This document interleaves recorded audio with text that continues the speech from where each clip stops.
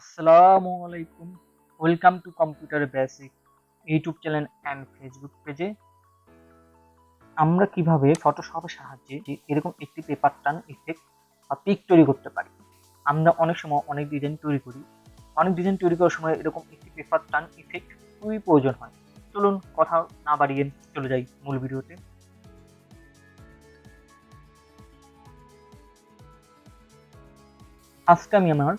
আজকে আমি আমার পিসি থেকে দুটি পিককে ইনপুট করে নেব। আমি এই দুটো পিককে ইনপুট করে নিচ্ছি। এই দেখতে পাচ্ছেন দুটো পিক ইনপুট করে ফেলছি।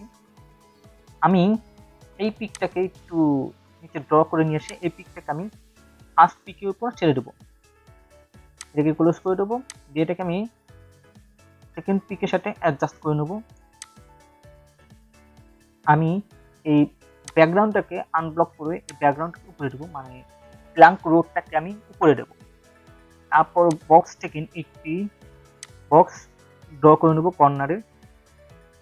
এখন চলে যাব আমি এখানে স্ট্রোকটাকে নান করে দেবো, দিয়ে চলে যাব এখানে থেকে ব্লেন্ডিং অপশন, ব্লেন্ডিং থেকে চলে যাব গ্রেডিয়েন্ট ওভারলেতে এখানে এটাকে নর্মাল রাখবো, অপাসিটি 100 থাকবে এবং অ্যাঙ্গেল -30 দিয়ে করে দেবো। এরপর আমরা এই লেয়ারের উপর রাইট বাটন ক্লিক করে এখানে মাস্ক ডাউন করে দেবো। এরপর আমি সিলেকশন টুল সিলেক্ট করে এখানে ডাবল ক্লিক করে এখন পিকের উপর রাইট বাটন ক্লিক করে অপারেটে চলে যাব।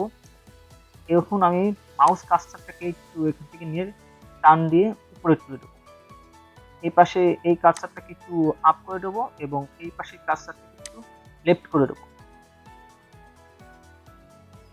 এই তো হয়ে গেল একটি পেপার টার্ন ইফেক্ট। এরকম আরো অ্যাডভান্স ভিডিও পেতে আমার চ্যানেলটি সাবস্ক্রাইব করে রাখবেন এবং আপনারা কি ধরনের ভিডিও চান সেটা আমার ফেসবুক পেজে জানাতে পারবেন। ফেসবুক পেজের লিংক ডেসক্রিপশন বক্সে দেওয়া রয়েছে।